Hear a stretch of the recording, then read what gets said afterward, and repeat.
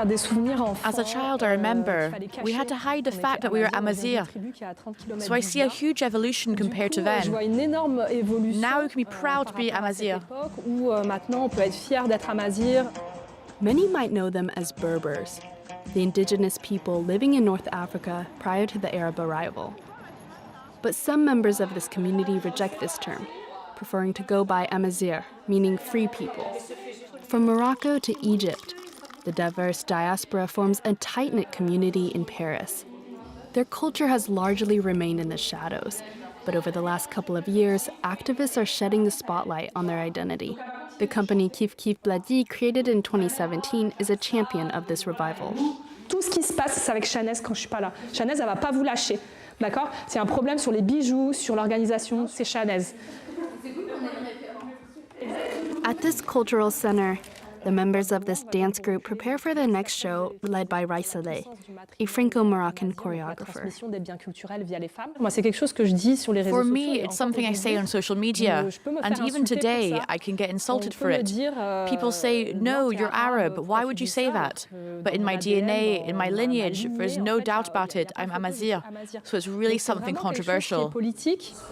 France is home to some 2 million Amazigh speakers with differing dialects such as Rifian or Shle from Morocco and Kabyle from Algeria.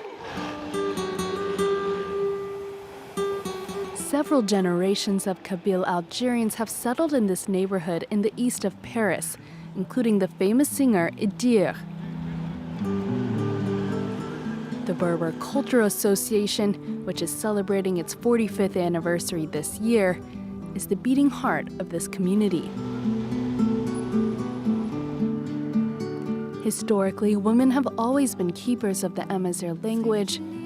Naïsima Abain teaches Kabyle. This cultural center is like her second home.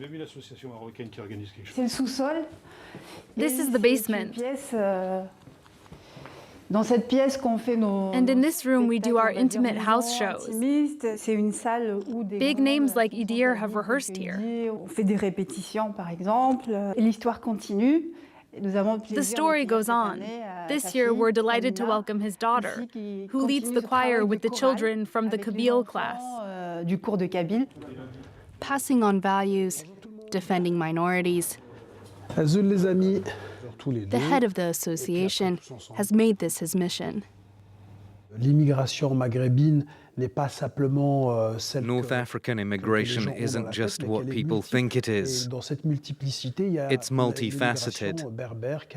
Within Amazigh migration, there is Kabyle immigration, with its own way of speaking, cooking, seeing the world in a free way. Amazigh immigrants often found their free spaces in Paris's bistros. As early as the 1960s, Kabyles bought cafes like Mustafa's father, who ran a restaurant. This is where we have lunch on a regular basis. It's the prime meeting place for much of the Kabyle community. A place to live and share one's life with other members of the diaspora. An essential support system for someone who's left their home. When you migrate, you need to be with your people. In my father's cafe, there were lots of cousins, people from the village, but it was also a bridge to French society. For Amazighs, France has long been a place of free expression, especially during the era of Arab nationalism, a period when ethnic and linguistic diversity in North Africa were seen as a threat to national unity. From the moment a state declared itself an Arab state and the education system became Arabic-speaking, there was a rejection of Amazigh culture. And from the 60s, 70s onwards, this gave rise to a movement of cultural resistance and eventually forced the states, Algeria and then Morocco, to come to terms with the fact that, yes, this language does exist.